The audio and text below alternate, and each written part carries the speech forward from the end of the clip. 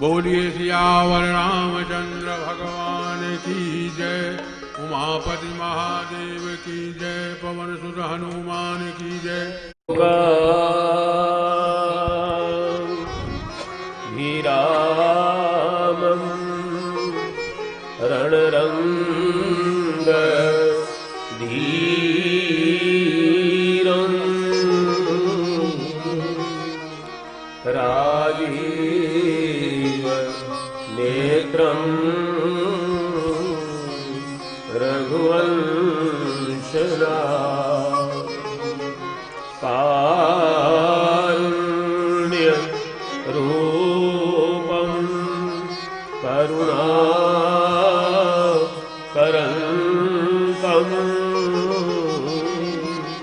श्रीरामचन्द्रं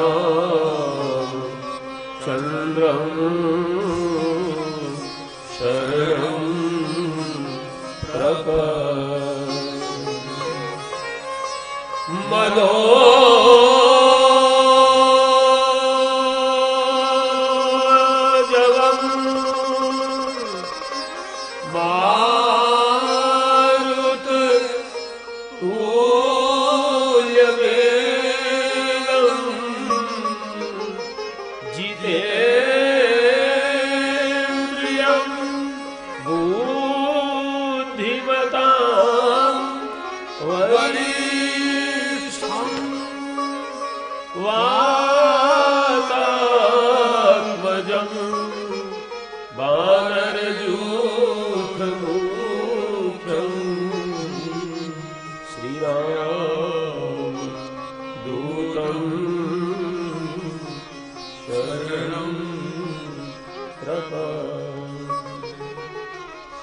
बोलिए रामचंद्र भगवान की जय। श्री बालकृष्ण भगवान की जय। सद्गुरुदेव भगवान की जय। ओ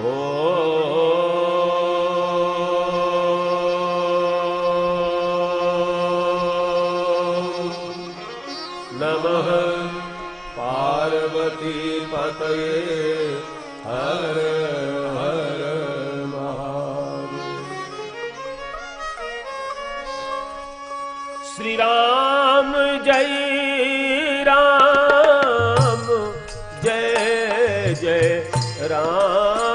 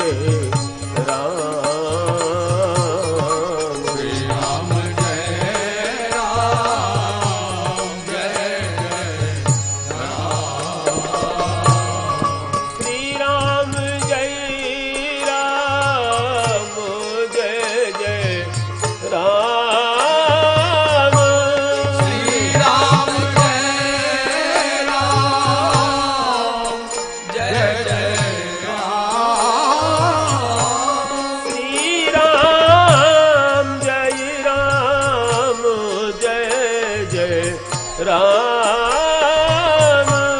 श्री राम जय राम जय जय राम श्री राम जय राम जय जय राम श्री राम जय राम जय जय राम हे श्री राम जय राम जय जय राम श्री राम जय राम जय जय राम श्री राम जय राम जय जय राम श्री राम जय राम जय जय राम श्री राम जय राम जय जय राम श्री राम जय राम जय जय राम श्री राम जय राम जय जय राम श्री राम जय राम जय जय राम जय जय राम जय जय श्री राम जय जय राम जय जय राम जय जय राम जय जय श्री राम जय जय राम जय जय राम जय जय राम जय जय श्री राम जय जय राम जय जय राम जय जय राम श्री राम जय जय राम राम जय जय राम श्री राम जय जय राम राम जय जय राम श्री राम जय जय राम राम जय जय राम श्री राम जय जय राम राम जय जय राम श्री राम जय जय राम राम जय जय राम श्री राम जय जय राम राम जय जय राम श्री राम जय राम जय जय राम श्री राम जय राम जय जय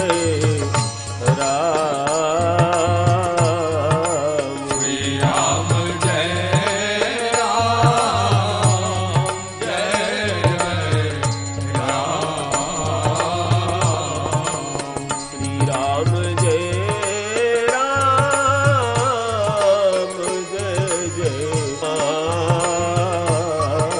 श्री राम जय राम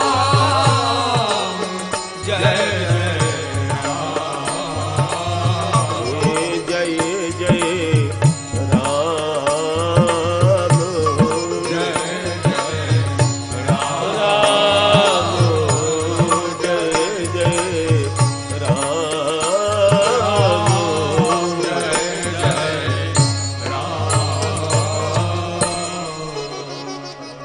राजीव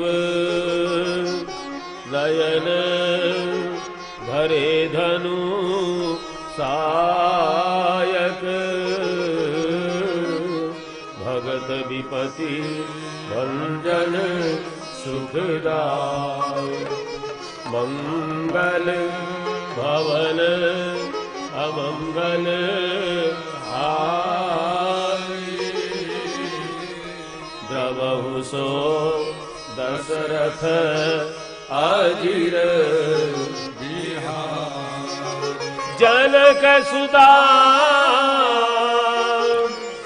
जग जननी जानकी अतिशय प्रिय करुणा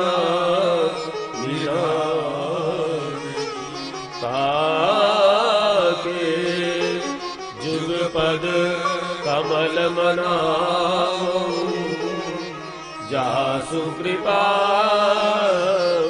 निर्मल मति पाओ वीर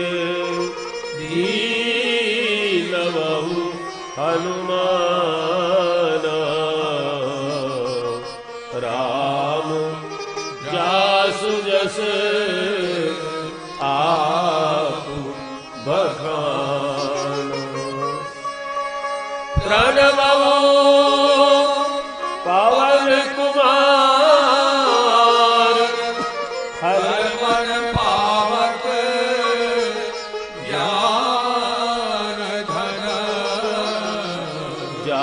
सुहृदय आगार बसहि राम सरचापधर कुंद इंदु समदेह उमा रमन करुणा जाहि दीन पर नेह करहु कृपा मर्दन मयन सिया राम मैं सब जग जानी सिया राम मैं सब जग जानी करहु प्रणाम जोड़ी श्री रामचंद्र कृपालु भज मन हरण भव भय दारुणम नव कंज लोचन कंद मुख कर कंद पद कंजारुणम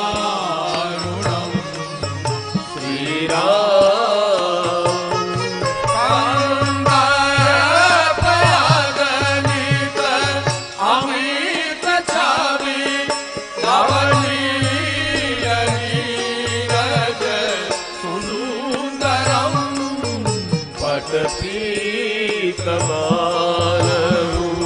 कड़ी तरुचि शुचि नौमी जनक सुतावरम श्री राम बाजुदीन बंधो दिनेश दानव दैत्यवंश निकंदनम रघुनंद आनंद कंद कौशल चंद दशरथ नंदनम श्री राम श्रीमुकुट कुंडल तिलक चारु उदार वंद विभूषणम आजाद भुज सरचाप धर संग्राम चित खर दूषणम श्री राम तुलसी दास शंकर से समुने मनंदनम मम हृदय कंद निवास कुरु कामादि खल जल गंधनम श्री रामचंद्र कृपालु भजो मन हरण भव भय दारुणम नव कंज लोचन कंज मुख कर कंज पद कंजारुणम श्री राम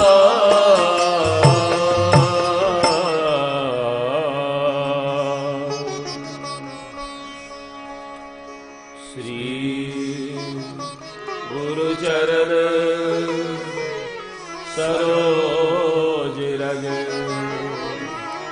निज मन मुकुर सुधारी बरनऊ रघुवर विमल जसु जो दायक फल जाओ। तुलसीदास जी के पद का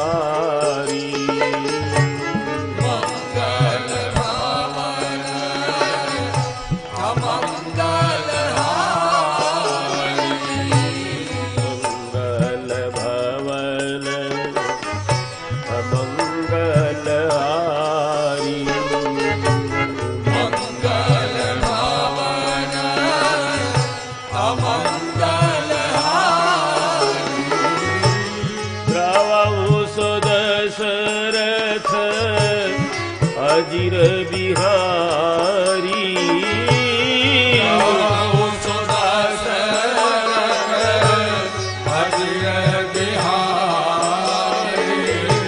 द्रवहु सो दशरथ अजिर बिहारी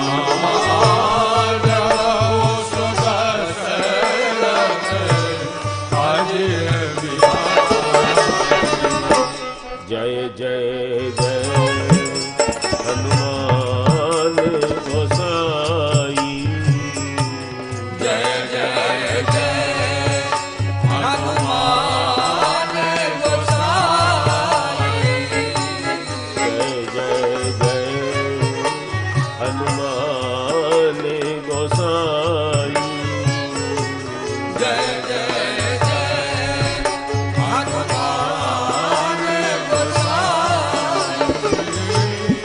कृपा करो गुरुदेव की नाई कृपा करो गुरुदेव की नाई कृपा करो गुरुदेव की नाई कृपा करो गुरुदेव की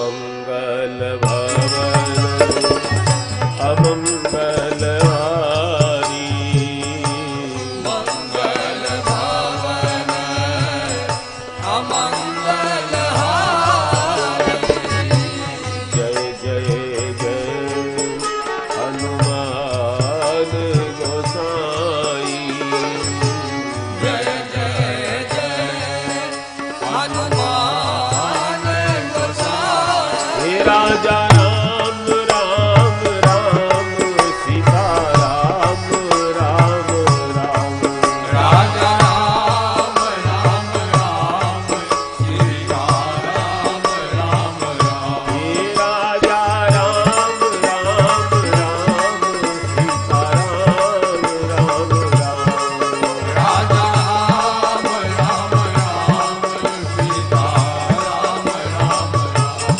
हे राजा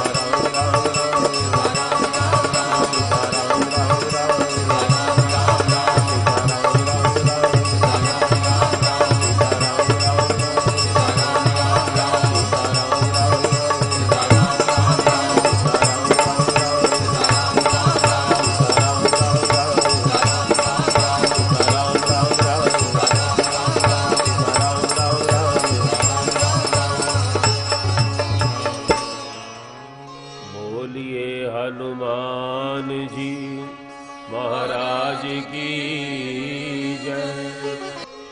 नमोस्तुते व्यास विशाल बुद्धे फुल्लारविंदा यत्र नेत्र येन त्वया भारत तैलपूर्ण प्रज्वालितो ज्ञानमय प्रदीप। श्री गिरिजापति गिरिजा गणेश शेष सारद श्रुति व्यास वाल्मीकि पद पंकज नित ध्याऊं मैं। द्वादश भागवताचार्य चतुर संप्रदायाचार्य श्री शंकर आचार्य को सपरिकर मनाऊं मैं। तुलसी कबीर सूर नाभा प्रियादास मीरा श्री नानक चैतन्य जू को अनुगत रहा हूं मैं।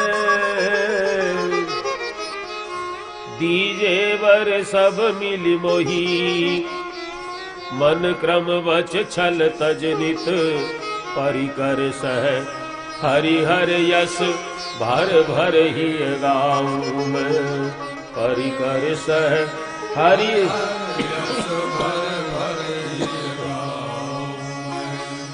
सब संतन की जय सब भक्तन की जय। हर हर महादेव।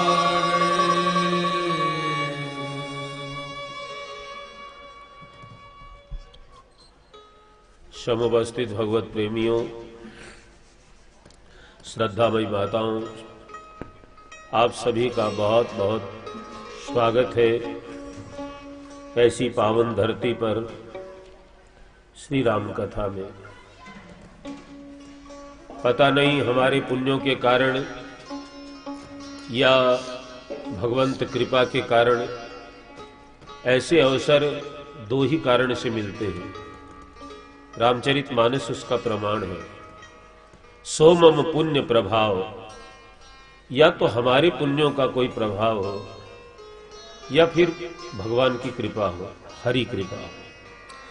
वो तो हम निर्णय नहीं कर सकते ये अवसर हमें कैसे मिला है, लेकिन दो में से एक कारण है। मैं अपनी बात कह सकता हूं कि मुझे तो नहीं लगता कि हमारे निजी कोई पुण्य ऐसे होंगे कि जिस कारण ऐसे पावन धाम में भगवान कथा करवा लेते हैं। आपकी राम जाने, आप अपनी जानो। हम तो केवल हरि कृपा मानते हैं। आप स्वतंत्र हैं, जो चाहो सो मानो। लेकिन दो कारण हैं। हम लोग कल दर्शन कर रहे थे, भगवान शंकर, सती जी जब राम जी की परीक्षा लेकर के आई तो हंसी पूछी कुशलाल। हंस कर के शिव जी कुशलता पूछते हैं। देखो अभी अभी गई है, कितनी देर हुई होगी, अब कुशल है कि तबीयत ठीक है, ये पूछने का क्या कारण। लेकिन जिसको संशय का रोग हो जाए ना, उसको बार बार संभालना पड़ता है। घर में कोई ज्यादा बीमार हो जाओ, उसको हर समय ठीक तो है, ठीक तो है। सती को संशय का रोग लगा है। शिव हंसी पूछी, हंस करके बात करते हैं, जीव को शिक्षा देते हैं। हंसने से बहुत सी समस्याओं का समाधान हो सकता है। लेकिन कल हमने आपके सामने निवेदन किया कि आज का इंसान हंसना भूल गया। ये जिंदगी का बहुत बड़ा फर्क है। हंसना इंसान और जानवर के बीच का बहुत बड़ा फर्क है।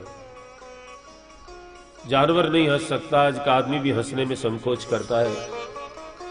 शिव जीवों को सिखाते हैं लीला के माध्यम से। और मैं आपसे एक निवेदन करूं, ऐसा समझना भी गलत होगा कि सती नहीं समझ रही। अरे सती जगदम्बा है। मैं कल आपके सामने बोल रहा था कि सती और शिव दो हैं क्या? वो तो अर्धनारीश्वर है, दो है ही नहीं, तो फिर समझाने की आवश्यकता क्या है?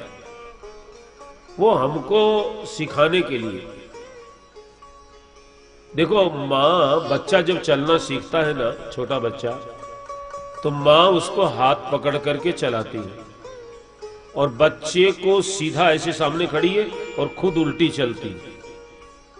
उल्टी चल करके बच्चे को सीधा चलना सिखाती। अब कोई आदमी कहे इस माँ को चलना नहीं आता, उल्टे चल रही, पीछे चलती है।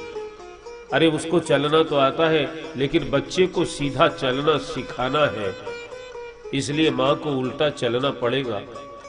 ये जगत की माता सती संसार के जीवों को सीधा चलना सिखा रही है, इसलिए उल्टा आचरण करके बता रही है कि ऐसा गृहस्थ में होता है, और होता है तो इसका परिणाम भी ऐसा ही होता है। ये जगदम्बा हमको लीला के माध्यम से, केवल कथा प्रवचन से नहीं समझा रही। तो अब देखिए, आप अपने अपने जीवन को देखिए। हमसे कोई गलती हो जाती है और कोई पूछता कि सच बताओ। अब शिव सच बताने का आग्रह क्यों करते? क्या सती झूठ बोलती थी? जिसका नाम ही सती है, तो वो सत्य बोलने का तो कोई वो ही नहीं। लेकिन शिव जानते हैं कि शायद आज बोलेगी।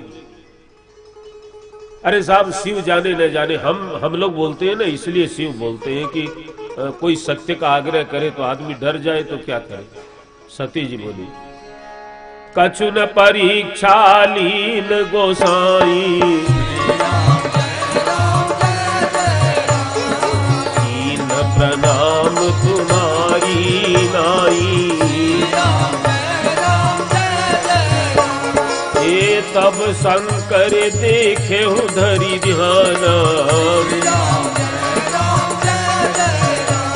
अजी सती जो कीन चरित सब जाना।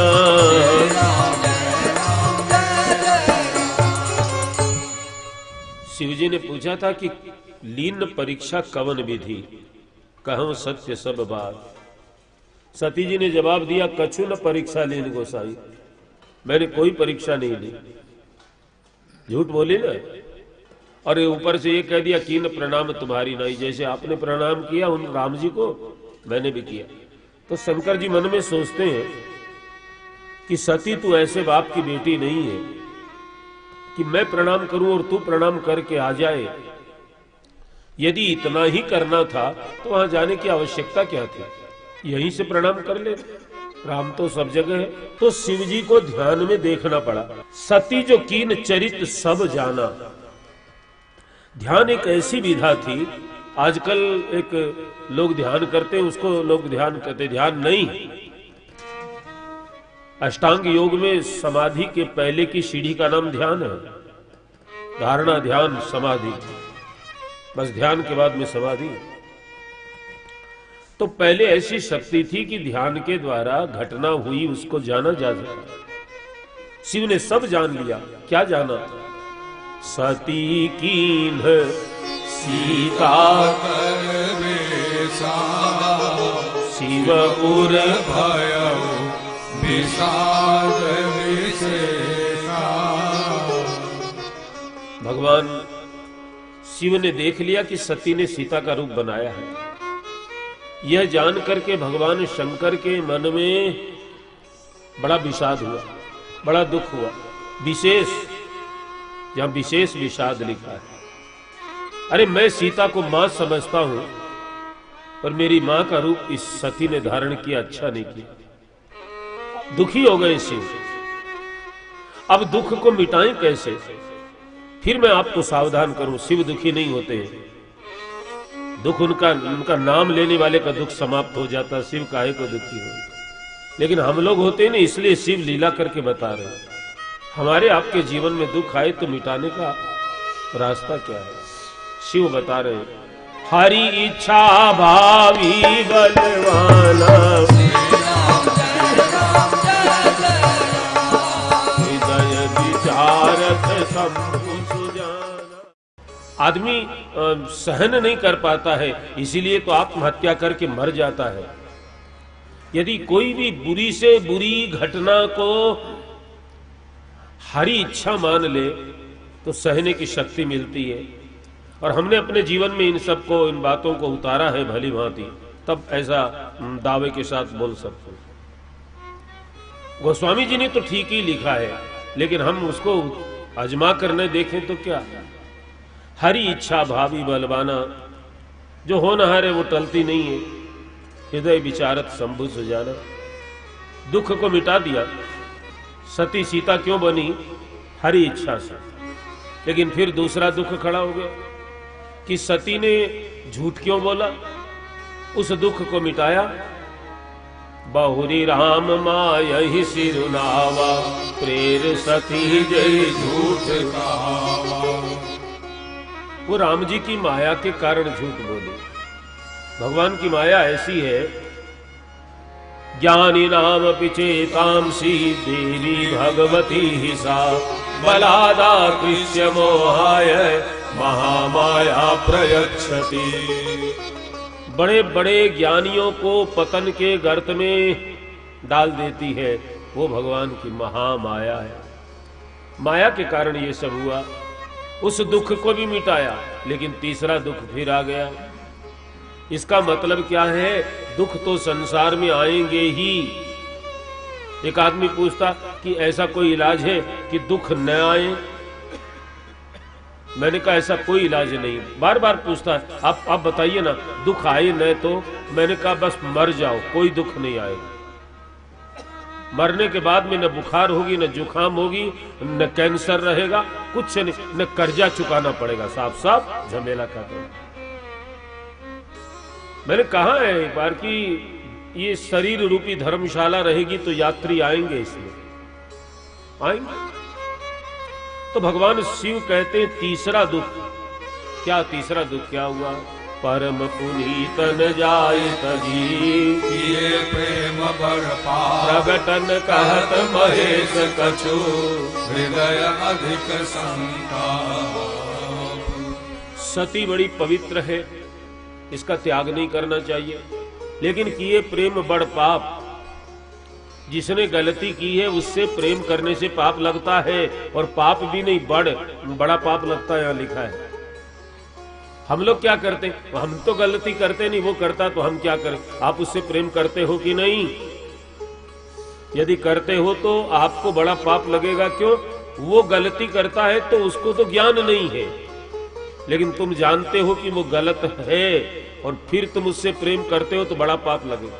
किए प्रेम बड़ पाप। लेकिन प्रगटन कहत महेश कछु, शिव बोल करके कुछ कहते नहीं, इसलिए हृदय अधिक संताप। पहले के लोग अपना दुख अपने मित्रों के पास, माताएं बहनें अगल बगल की जो उनकी सहेलियां होती थी, उनको सुना देती थी। दुख सुनाने से हल्का हो जाता है। लेकिन शिव सुनाए किसको? शिव जीवों को सिखाते हैं कि यदि दुख को किसी के सामने प्रकट न करोगे तो अधिक संताप होगा। और शिव करें क्या? किसको सुनाए? पास में सती है, उसके कारण तो दुख हुआ है। जब हमारे आपके जीवन में कोई ऐसी परिस्थिति आ जाए तो क्या करना चाहिए? तब शिव लीला के माध्यम से बताते हैं। तब ऐसा हो गया, तब शंकर प्रभु पद सिरुनावा, सुमिरत राम हृदय आस आवा। भगवान भोलेनाथ ने राम जी के चरणों में प्रणाम किया कि राम तो सर्वत्र हैं, और फिर उनके नाम का सुमिरण किया। देखो, भगवान को प्रणाम करने मात्र से, पहले उनको प्रणाम करे बाद में सुमिरण करे, ये शिव की परंपरा है। तो सुमिरण में ही आपको रास्ता दिखाई देगा क्या करना चाहिए। शिव ऐसा करते हैं। आजकल के लोग झुकना भूल गए, प्रणाम नहीं करते, सिर झुकाना अरे जा, मैं तो कहता हूं मंदिरों में जाओ, दर्शन करो मत करो, एक कवि का भजन है, मुझे बहुत मेरे मन को छूता है। मुझे रास आ गया है तेरे दर पे सर झुकाना, मुझे रास आ गया है तेरे दर पे सर झुकाना, मुझे रास आ गया है तेरे दर पे सर झुकाना, मुझे रास हे हरि हे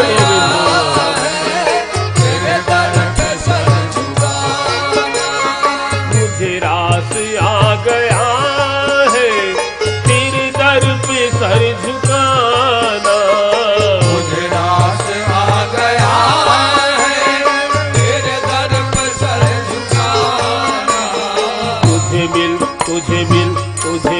गया पुजारी, मुझे मिल गया ठिकाना, मुझे मिल गया पुजारी, मुझे मिल गया ठिकाना, मुझे रास आ गया है तेरे दर पे सर झुकाना, मुझे रास आ गया है तेरे दर पे सर झुकाना, अरे तुझे मिल गया पुजारी, मुझे मिल गया ठिकाना, मुझे मिल गया पुजारी, मुझे मिल गया ठिकाना। ये रास आ जाए न साहब भगवान के, जहां व्यक्ति झुक जाए। लेकिन केवल सिर झुकने से बात नहीं होती है। अपने अपने अनुभव में सोचिए, कई बार हम औपचारिकता करते हैं, सिर झुक जाता है लेकिन मन नहीं झुकता। अभिमान सिर में थोड़ी, अभिमान तो मन में है। मन झुके बिना बात थोड़ी होती है। त्रिसत्य तो होना चाहिए, कायिक, वाचिक, मानसिक। तब शंकर प्रभुपद सिरुनावा तो सुमिरत राम, राम जी का सुमिरन किया। हृदय में एक भाव आया, क्या? एही तन सती ही अजी भेंट मोहि नाही, तो शिव शंकर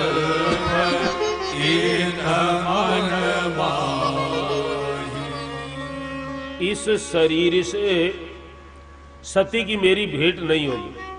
पति पत्नी का जो संबंध है वो मन से तोड़ दिया शिव ने, संकल्प मन में किया, बाहर कुछ नहीं कहते हैं। और कैलाश में आ गए हैं, शिव समाधिस्थ हो जाते हैं।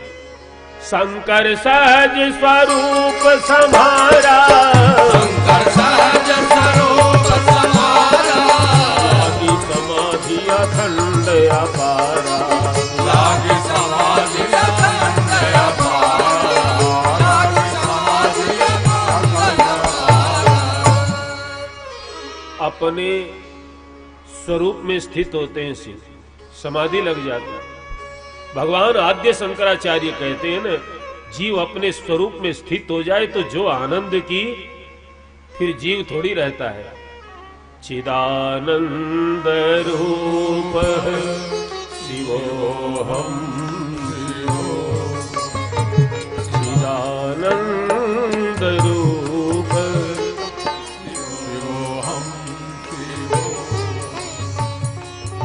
अखंड अपार समाधि लग गई है शिव की।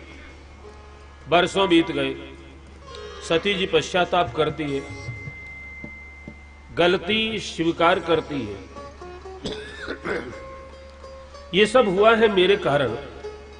मेरे पति ने मुझे बहुत समझाया, मैं नहीं समझी। फिर परीक्षा लेने चले गई, कितनी बड़ी गलती की मैंने। फिर सीता का रूप बना लिया और फिर भगवान शंकर ने पूछा तो मैं झूठ बोली।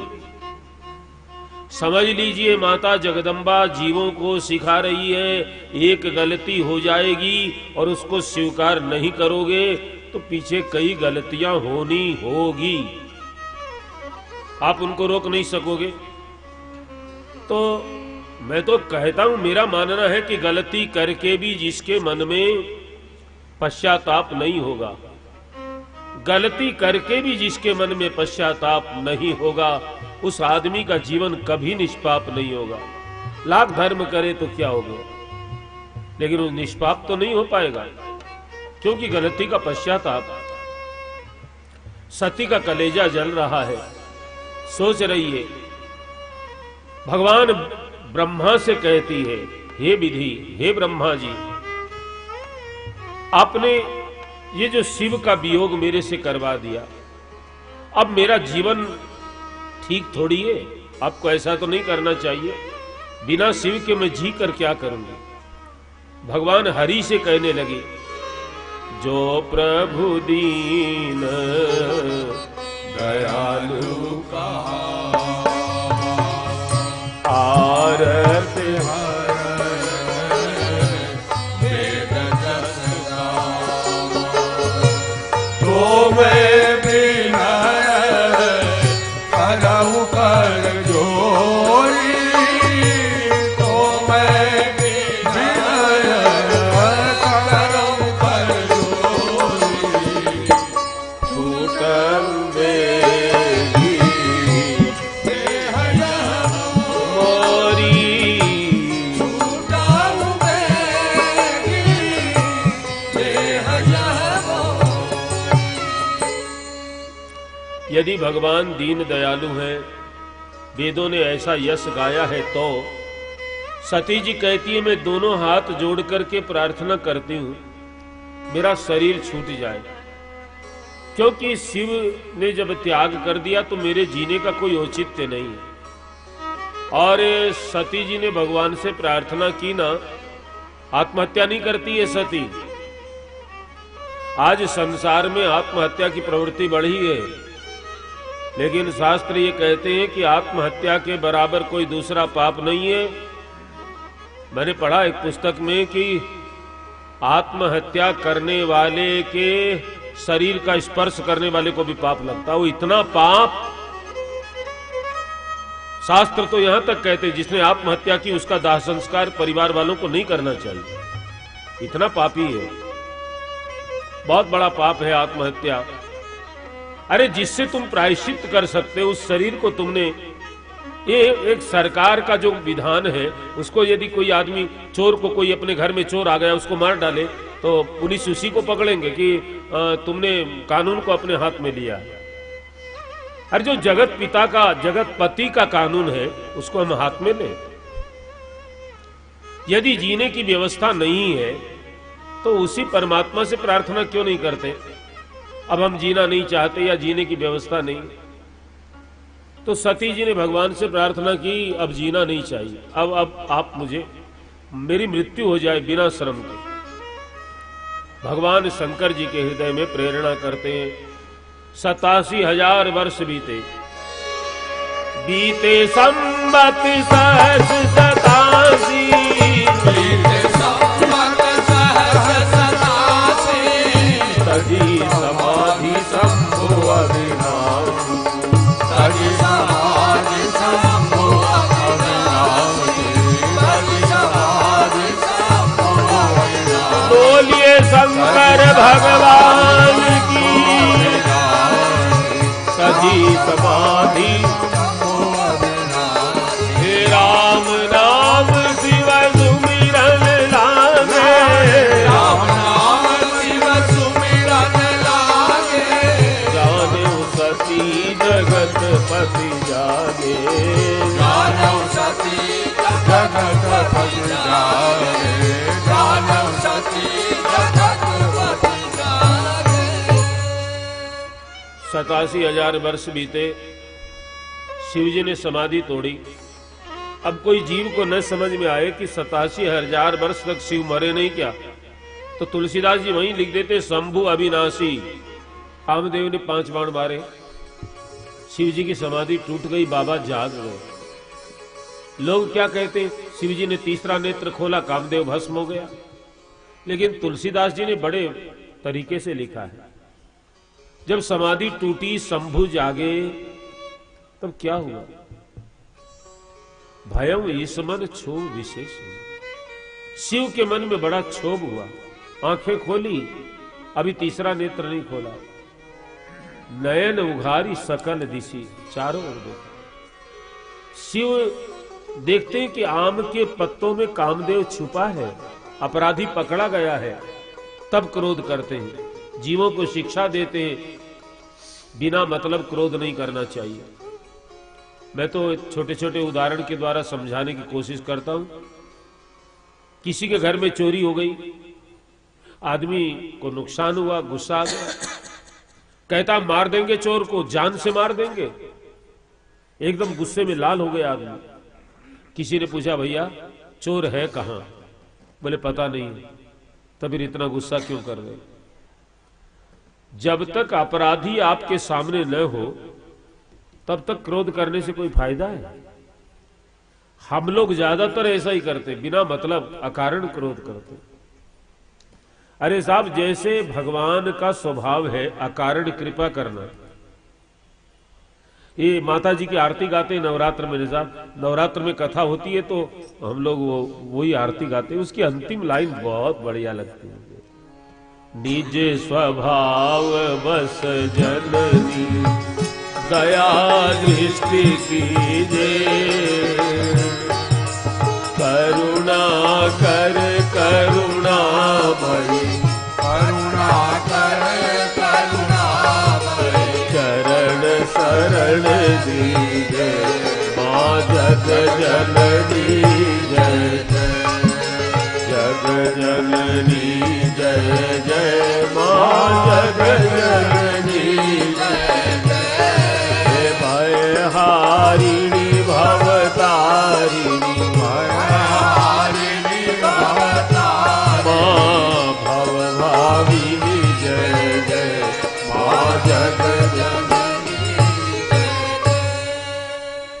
हे मां, तू अपने स्वभाव से ही तो कृपा करती हो, हमारे ऊपर एहसान थोड़ी करती हो। निज स्वभाव बस जननी दया दृष्टि। भगवान का स्वभाव है बिना कारण के कृपा करते, ऐसे जीव का स्वभाव है बिना मतलब क्रोध करता। कब करना चाहिए, कितना करना चाहिए, किस पर नहीं करना चाहिए, ये भी जीव को ज्ञान नहीं। साहब ये तो भगवान की कथा शास्त्र ही बता सकते। शिव ने पहले क्रोध नहीं किया, कामदेव को देख लिया, तब तुलसीदास जी लिखते हैं सौरव पल्लव अजि मदन बिनो का, तो भयहु कोप कंपेउ त्रैलोका। आम के पत्तों में कामदेव छुपकर बैठा है, भोलेनाथ ने देखा, अब भयहु कोप क्रोध किया है। तीनों लोग कांपने लगे, क्या होगा क्या होगा क्या होगा। अरे साहब, एक जीव क्रोध करता है तो घर की हालत बिगाड़ देता। अरे जीव एक छोटा सा बच्चा, आपके परिवार में एक छोटा सा बच्चा जो बोतल से दूध पीता है वो क्रोध करता है, बोतल फेंकता है, उठा पटक करता। साहब सारा घर एकदम अस्त व्यस्त। और बच्चे का बाप क्रोध करे तब क्या साहब, ये तो जीव का वो रंग है।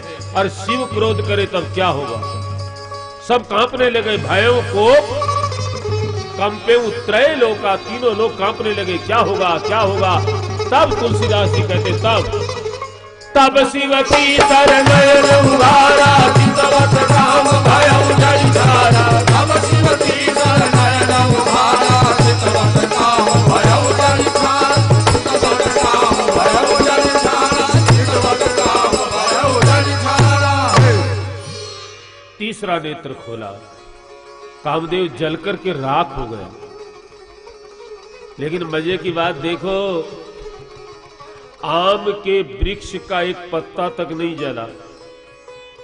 ये शिव लीला के माध्यम से जीवों को सिखाते हैं, जिस पर क्रोध करने का नहीं साहब, ये तो भाषा वहां की आ जाती है। कथा हुई ना उधर निजामाबाद, मेरे से लोग ऐसे ही आके बात करते, ऐसा होएगा ऐसा नहीं होएगा, ऐसा करने का, ऐसा तो अभ्यास हो गया था, ऐसे बोलते थे। क्या बोल रहे थे? क्रोध कहां करना चाहिए? मेरे भाई बहन, क्रोध कितना करना चाहिए, कब करना चाहिए, ये शिव सिखा रहे हैं। अपराधी को पहले देखो, तब शिव तीसरा नयन उघारा, तीसरा नेत्र को, और कामदेव जल करके भस्म हो गया, आम का पत्ता नहीं जला। और हम क्रोध करते तो सारे परिवार को, समाज को, कई लोग तो इतना क्रोध करते उनके बस में हो ना तो सारी दुनिया को खत्म कर दो, वो तो जोर चलता नहीं है। मेरे भाई बहन, जितनी मात्रा में क्रोध करना चाहिए, दूसरे को नुकसान जिस पर करना है उसके अलावा दूसरे पर नुकसान नहीं हो, ये कला शिव से सीखनी चाहिए। हमारे में आप में कम है, नहीं के बराबर है, तो कथा सुनते हैं तो सीखनी चाहिए। और इसका एक आध्यात्मिक अर्थ ये है कि काम का अर्थ केवल कामदेव नहीं है, बहुत बड़ा विस्तार है। हमारे आपके जीवन की जो कामना है, वही तो कामना से व्यक्ति दुखी होता है, कभी सुख नहीं पा।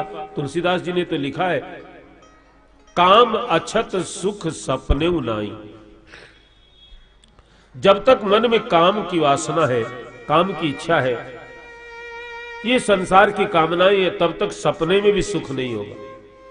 तो कामना मिटे कैसे? गोस्वामी जी कहते हैं,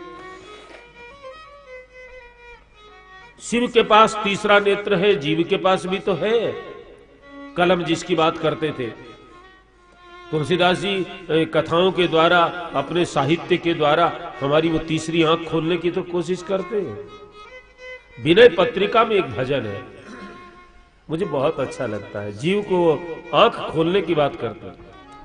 मन पछताई है अवसर बीते, मन पछताई है अवसर बीते, मन पछताई। अब नाथ अनुराग जाग जड़े, त्याग दुरासा जीते, मन पछताई अवसर बीते, मन पछताई। अवसर बीत जाएगा, शरीर से प्राण निकलेंगे तो सबको पछताना पड़ेगा जिसने भजन नहीं किया। ये आंख खुलना है, कामना का त्याग हो। तो कामदेव भस्म हो गया, कामनाएं भस्म हो गई, देवता प्रसन्न हो गए। सब मिलकर के भगवान शंकर के पास आते हैं। ब्रह्मा जी ने का प्रार्थना की, भोलेनाथ आप विवाह कर लो, और शिव ने हां कर दिया है। साहब अब तो आनंद हो गया है। सप्त ऋषियों को भेजा है हिमाचल प्रदेश। राजा हिमाचल को सारी बात बताते। यहां कामदेव जब जल गया ना, जोगी महात्मा राजी हो गए कि चलो काम मर गया। जोगी अकंटक भय, पति गति सुनत रति मूर्छित भई, रोदति बदति बहुबात, करुणा करति शंकर पहि गए, करति शंकर पहि गई। कामदेव की पत्नी रति मूर्छित हो गई, रोते रोते शिव के पास गई। शिव अबला को देख करके कहने लगे, रति तेरा पति मेरी समाधि में वो किया, इसलिए मैंने उसको भस्म कर दिया। रति ने तर्क दिया कि मेरे पति ने गलती की, लेकिन सजा मुझे क्यों? पति के बिना मैं दुखी हूं, मुझे सजा क्यों? तो शिव बोले, तेरा पति बिना शरीर के सारे संसार में व्याप्त हो जाएगा। अब से इसका नाम अनंग, बिना अंग का। पर रति को उससे संतोष नहीं हुआ, तो शिव दूसरा वरदान देते हैं, कृष्ण तनय होई है पति तोरा। जब द्वापर में भगवान श्री कृष्ण का अवतार होगा, तेरा पति उनका पुत्र बनेगा और तेरे से मुलाकात हो जाएगी। शिव भस्म भी करते हैं तो वरदान भी देते हैं। यह है शिव की एक विधा, साहब सिखाने का तरीका है। क्रोध करो तो प्रसन्न भी हो जाओ, क्रोध ज्यादा देर नहीं रहना चाहिए। आज हम लोगों का जीवन बर्बाद हो रहा है, क्रोध ज्यादा करते हैं और फिर क्रोध कम नहीं होता कई दिनों तक। कई लोगों को तो इतना क्रोध आता, कई 3-4 दिन तक वो ठीक नहीं होता, फिर खाना नहीं खाएंगे, थाली पटक देंगे, ऐसा भी करते हैं। हमने देखा कई लोग क्रोध में अपना ही सिर दीवार से फोड़ने लगते। ऐसा क्रोध अच्छा नहीं है। शिव कहते हैं क्रोध करो। कई लोग कहते हैं, मेरे को नहीं जचती है बात, प्रवचन सुनता हूं ना लोगों के, क्रोध करना बुरी चीज है, क्रोध नरक का द्वार है, क्रोध ये है, क्रोध ये है। अरे भगवान ने बनाया है साहब। हमारे कलकत्ते में स्वामी जी महाराज रामसुखदास जी से किसी ने पूछा, महाराज जी मेरे को क्रोध आता है। तो स्वामी जी बोले, क्रोध तो कुत्ते को भी आता है, क्रोध बिल्ली को भी आता है, किसको क्रोध नहीं आता? भगवान ने बनाया है क्रोध, उसके साथ समझ रखो। अब कहीं का क्रोध करे ही नहीं, दूसरों को कहना बड़ा सरल है।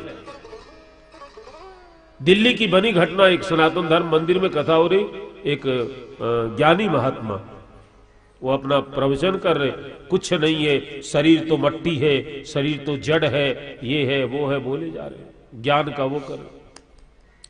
एक आदमी को तमाशा सूझा, सामने सभा में खड़ा हो गया, महात्मा जी के सामने ऐसे अंगूठा दिखाने लगा। 2 बार 3 बार दिखाया, महात्मा को क्रोध आ गया, कहने लगा, ये क्या दिखा रहा है? तो वो आदमी बोला, ये भी ब्रह्म है, आपकी आंख देख रही है वो भी ब्रह्म है, इसमें क्या भेद, आप काहे को नाराज होते हो बाबा? साहब ज्ञान धरा रह गया। बोल मैं अभी एक कथा में बोल रहा था कि बोलने का सत्य और अनुभव के सत्य में अंतर है कि नहीं।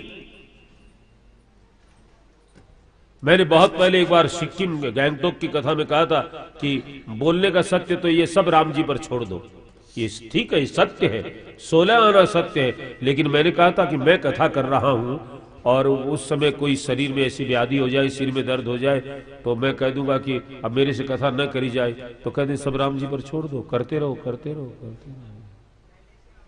बोलने के सत्य में और अनुभव के सत्य में अंतर है, आदमी वो अंतर समझे। तो भगवान शिव प्रसन्न भी हो गए। बस मैं तो केवल इतनी बात कहूं, क्रोध आए ना तो ये जो है ना साहब, देवताओं का पूजन कराते हैं, पंडित जी को कहते जल्दी से इनको विसर्जन करा दो। तो ऐसे क्रोध का विसर्जन, क्रोध का काम हो तो कर लो, काम पूरा हो जाए क्रोध का विसर्जन कर दो। इस प्रकार से क्रोध का उद्यापन नहीं हो सकता है साहब, विसर्जन ही होगा, बार बार बुलाना पड़ता है। विसर्जन करते रहो, उसको मिटाते रहो, फिर काम होगा, फिर बुला ले। इस प्रकार से सप्तऋषि को राजा हिमाचल ने लग्न पत्र दिया है, लेकर के आते हैं, ब्रह्मा जी को देते हैं। ब्रह्मा जी लग्न पत्र बांच करके सब देवताओं को सुनाते हैं। सब देवता तैयारी करने लगे, कैलाश में बाजे बजने लगे, सवारन सकल वाहन गिरधर विमान, सोई सगुन मंगल सुभद्र, करहिया बछड़ा करहिया बछड़ा। सब देवता सजने लगे, बाराती सजने लगे, अपने अपने विमान को सजाने लगे। लेकिन जिसका विवाह होना, शादी होनी है जिसकी, उस दूल्हे के पास कोई देवता नहीं गया। सबको पता है कि ये ऐसा आदमी है दूल्हा जिसके मां नहीं, बाप नहीं, भाई नहीं, भाभी नहीं, परिवार नहीं, सब हमको ही तो करना है और इस विवाह से फायदा हमको होगा। लेकिन देवता बड़े स्वार्थी हैं, स्वयं सज रहे हैं, दूल्हे की चिंता नहीं है। शंकर जी के गण उनके पास आते हैं, कहते हैं बाबा आज कैलाश में इतनी भीड़ क्यों है? शिव ने कहा आज मेरा विवाह है, बारात चलेगी, तुम भी चलना। अरे बाबा आप भी हद दो, घर में कोई तैयारी है क्या? आप निश्चिंत बैठे हो, ऐसे कैसे शादी होगी? शंकर जी बोले तेरे 2 प्रश्न हैं, घर में कोई तैयारी है क्या? उसका उत्तर यह है पहले प्रश्न का कि घर ही नहीं तो तैयारी का क्या सवाल? घर क्यों नहीं? बोले घर वाली नहीं, इसलिए घर नहीं। और तुम कहते हो निश्चिंत बैठे हो। मेरे भाई बहन, नहीं के कारण चिंता नहीं होती है के कारण चिंता होती। आदमी समझते नहीं है, जितना जिसके पास ज्यादा है, चाहे इज्जत है, चाहे रुपये पैसे हैं, चाहे जो भी है, उतनी चिंता ज्यादा है। जिसके पास कुछ नहीं है साहब, उसको कोई चिंता नहीं है। हमने अनुभव किया कलकत्ते में बहुत। अब तो नहीं वो व्यवस्था रही, पहले हम लोग भजन गाते थे, आधी रात में भी बीच में आते जाते थे। तो ये जो भिखारी लोग सड़क में सोते हैं ना, वो सोए रहते हैं, गाड़ी चलती रहती है। आप ट्रेन के किनारे किनारे देखो, कई जगह सोए रहते हैं, इतनी जोर की आवाज आती है, उनको नींद आ जाती है। उनके पास कुछ है नहीं। जिसके पास में ज्यादा है, घर में चूहे की खटखट हो ना तो धड़कन बढ़ जाती है, कोई आ गया, कोई आ गया, कोई आ गया। चिंता होती है के कारण, नहीं के कारण नहीं। तो गण बोले नहीं बाबा, ये सब बातें करने से कुछ होगा नहीं। विवाह में की तैयारी, वो तो शंकर जी बोले लिस्ट बना लो, क्या चाहिए। तो पहले शिव के यहाँ लिस्ट बनी, तब जीवों के यहाँ बनना शुरू हुआ। तो सबसे पहला कहा सिर ढकने के लिए। ऐसे कैसे शादी करने चलोगे बाबा, सिर ढकना चाहिए। और साहब ये बात का गौरव है हमें कि अपने राजस्थान की माताएं बहनें अभी भी, आज भी जितना इस अदा का वो पालन करती है दूसरे प्रांत में। अब खैर यहाँ की बहनें भी चली गई, बेटियां, वो अलग बात है, लेकिन सिर ढकने वाली जहां तक बात है, पहले पुरुष भी सिर ढकते थे, नंगे सर नहीं रहते। जो बिल्कुल ऐसे उसे करे इतना भूखा नंगा है, सिर भी नहीं ढकने को।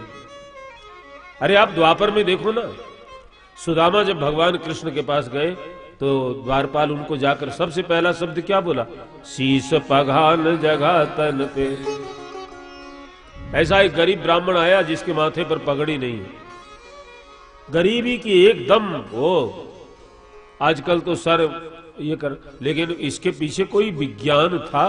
सर ढकने से हमारे शरीर में लाभ होता है सर। अब देखिए ना भगवान आद्य शंकराचार्य जी कैसे साहब, एक वो उनका स्वरूप। आजकल तो व्यवस्था नहीं, लेकिन फिर भी कहा कि अच्छा लगता है। सिख धर्म में गुरुद्वारे में जाएंगे तो सर ढकना ही पड़ेगा, ऐसे आप जा नहीं सकते। अपने यहाँ भी पहले तक तो लोग पूजा और करते थे तो रुमाल माथे पर रख ले, कुछ रख ले, वो चीज तो बहुत काम की है, लेकिन कोई न माने तो क्या करे साहब।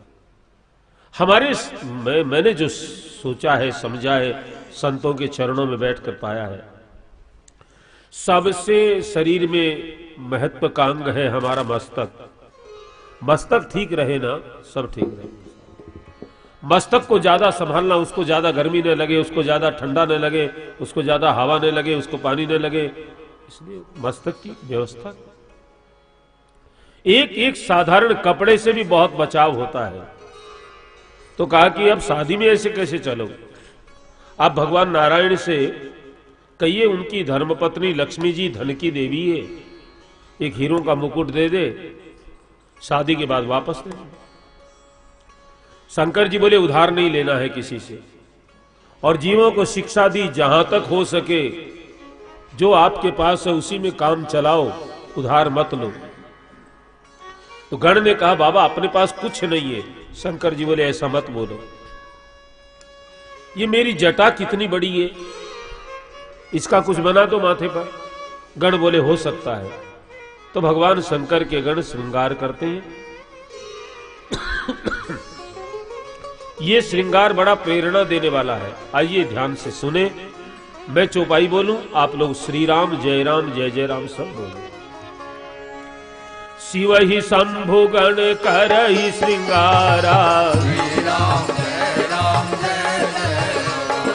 जटा मुकुट आई और संवारा, ये कंगन कुंडल पहिरे ब्याला, तन विभूति पट के हरि छाला, शशि ललाट सुंदर सिर गंगा, नैन दीन उपवीत भुजंगा, करल कंठ उर नर सिर माला, अशिव भेष शिव धाम कृपाला।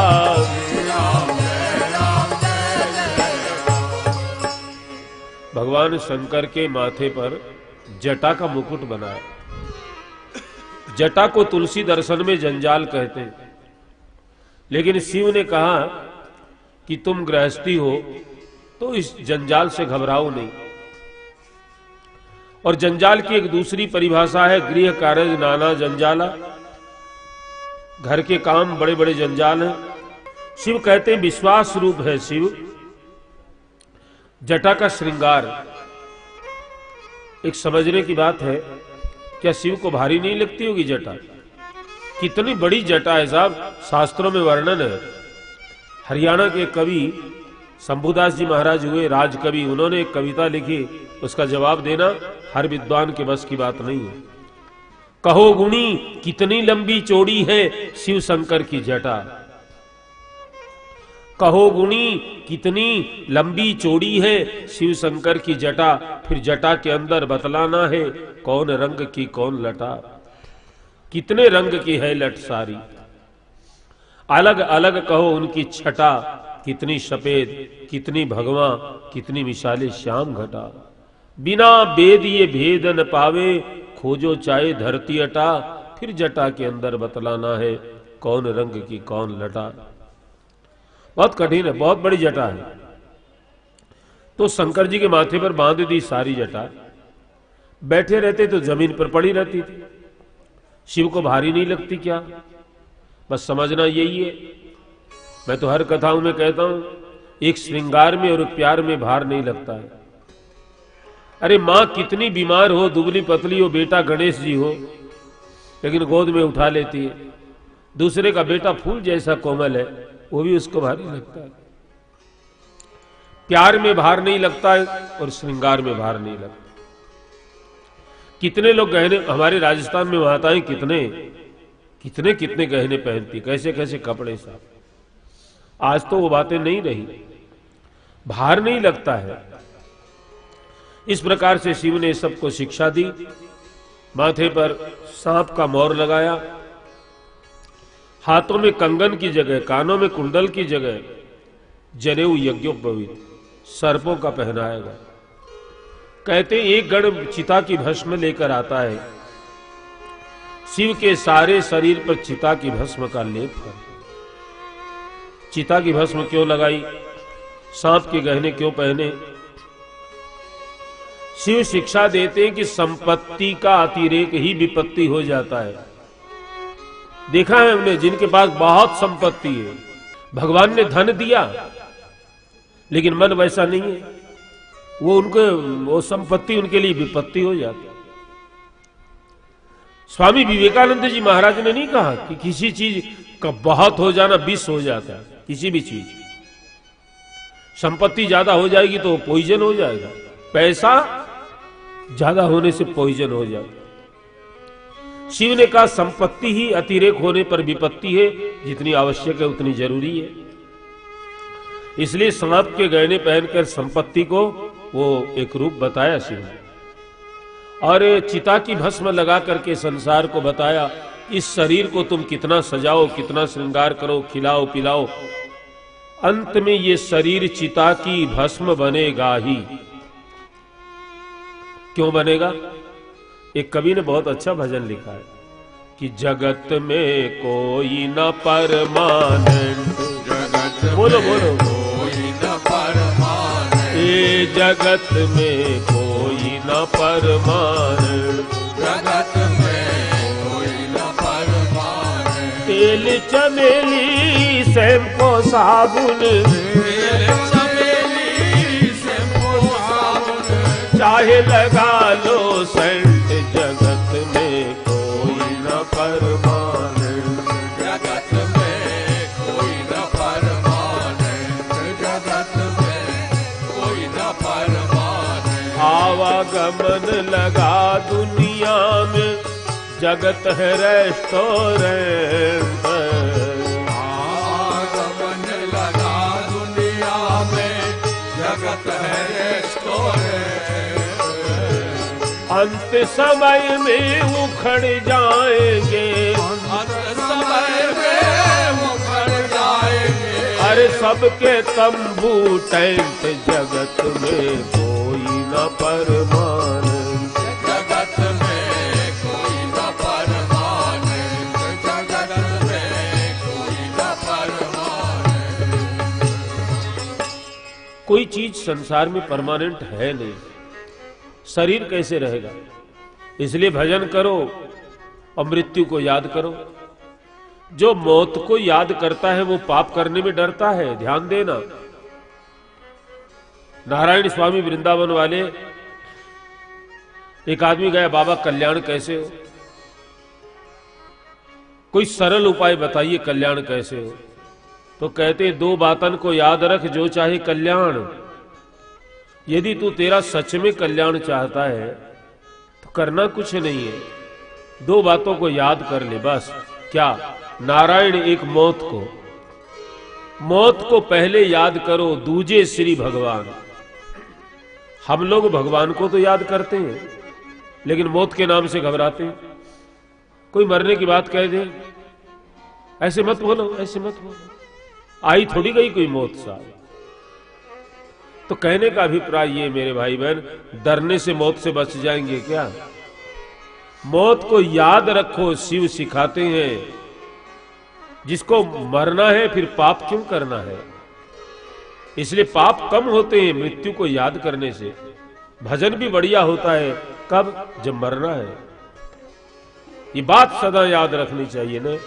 एक रोज यहां से जाना, जाना है, एक रोज यहां से जाना, एक रोज यहाँ से जाना। अरे साहब वो कब जाना है पता नहीं है। एक कथा से हम लोगों को 7 तारीख को जाना है, मेरे को पता है, यहां आने से पहले पता है, और दिमाग में वो 7 तारीख अभी है। लेकिन ईश्वर का विधान देखो, भगवान ने दुनिया के साथ ये क्या तमाशा किया। जीव संसार में आता है तो 9 महीने पहले सूचना दे देता है कि आ रहा है कोई, लेकिन कोई जा रहा है उसकी सूचना 9 मिनट पहले नहीं देता। तो जो इतनी एक गोपनीय बात है उसके लिए हम इतने निश्चिंत हो गए। कोई मर जाए, वो बेचारा मर गया, तू क्या है? मृत्यु को याद रखो, भजन अच्छा होगा। नामदेव जी महाराज ने कहा मृत्यु को याद करते रहो, भजन अच्छा होगा। आता ना उनके जीवन में नामदेव जी के कि वो भजन बहुत बढ़िया करते थे ना। तो एक आदमी आके कि बाबा आप इतना बढ़िया भजन कैसे करते हैं, आपने क्या संजीवन बूटी पाई है? तो उन्होंने कहा कि सुन, आज के 12वें दिन तू मर जाएगा, तो मेरी बात तो छोड़, तू 12वें दिन खत्म होगा, ऐसा मैंने देख लिया तेरा। वो घर जाके इतना भजन करने लगा, मरना है मरना है, 12 दिन बाद तो मैं रहूंगा, खूब भजन करे, खूब भजन करे। फिर वो आया, बाबा मैं मरा नहीं, 12 दिन तो बीत गए, 13 दिन बीत गए। तो उसने कहा कि भजन कितना किया तो? अरे बाबा मत पूछो, खाना भी अच्छा नहीं लगता था, मरना है तो भजन करना है, मरना है तो भजन। तो बोले तेरे को तो 12 दिन का समय तो मैंने बताया था, मेरे को तो 12 सेकंड का पता नहीं है, बता। मेरे भाई बहन, ये सब जो बातें हैं, परीक्षित को 7 दिन में मरना है, आप हम सब परीक्षित हैं। कमी है तो सुखदेव जी की, परीक्षित तो आप हम सब 7 में ही मरेंगे, 8वां कौन सा आएगा? कहने का अभिप्राय ये, मृत्यु को याद रखो। शिव ने चिता की भस्म लगा करके उपदेश दिया। माथे पर चंद्रमा है, मुंडों की माला पहनी है, गंगा शोभा को प्राप्त हो रही है। नंदी पर सवार होते हैं। का बाबा दुल्हा तो घोड़े पर अश्वारूढ़ होता है। शिव बोले बेचारा ये नंदी क्या अपराध किया है, शादी में इसको न ले जाए, उस बाहर से लाए कुछ, जो अपने घर में है उसी से काम चलाओ। शिव जीवों को शिक्षा देते, धर्म का प्रतीक है बैल। तो विवाह के बाद धर्म का ज्यादा पालन करना चाहिए, ये शिव शिक्षा देते हैं। और कहते चले बसा चढ़ी बाजे बाजा, डमरू अपने हाथ से बजाने लगे। बाजे वालों को बुलाए नहीं, बेमतलब खर्चा करने से क्या, जितना काम अपने से हो सके कर लो ना। और दूसरे बाजा वालों को क्या पता क्या बजा दे, इसलिए अपना बाजा बजाना हो तो ठीक से बजाओ साहब। ऐसे शिव ने बहुत सी बातें बताई। फिर देवताओं की स्त्रियां मजाक करने लगी, ये दूल्हा कैसा है कि इसके लायक दुल्हन नहीं मिलेगी। ब्रह्मा जी को मजाक सूझी, भगवान विष्णु से बोले कि ये दूल्हा दिगंबर है, कपड़ा भी नहीं पहना है। अरे साहब कोई कपड़ा नहीं पहना है। तो एक गण लाया बाघंबर, बाघ का चमड़ा, शिव जी के कमर पर बांधने लगा, लेकिन वो बंधे नहीं। चमड़ा कोई कपड़ा थोड़ी है जो बंधे। अब बंधे नहीं तो दूसरा गण एक काले रंग का सांप लाया बड़ा सारा, उसके ऊपर से बांधा, बेल्ट बांध दिया। पहले शिव ने बेल्ट बांधा ना सबसे पहले, अब जीव लोग तो परंपरा निभा रहे, पर शिव का बेल्ट जोरदार है, जब मर्जी हो तब तक बंधा रहे और जब मर्जी हो तब। तो इस प्रकार से शिव जी की बारात चली है। तो ब्रह्मा जी ने कहा क्या करें? भगवान विष्णु बोले अरे भैया दूसरों के नगर में इज्जत चली जाएगी, ये दूल्हा तो है सो है, अपने अलग अलग होकर के चलो। ब्रह्मा जी अपने समाज को लेकर अलग चले गए, विष्णु जी अपने समाज को, इंद्र अपने समाज को, कुबेर अपने समाज को, अलग अलग हो गए। शंकर जी के पास में 2 गण बचे। शंकर जी बोले भृंगी जी महाराज, देवता कहां गए? आगे गए। शंकर जी बोले शायद हमारी संख्या कम हो गई है। सुनो श्रृंगी, जितने लोग संसार में हमारे लोग रहते हैं सबको बुलाओ। और श्रृंगी ने मानसिक मंत्र शक्ति का प्रयोग किया। अकाई न हो बकाई न हो, सिसौआ पर के डाई न हो,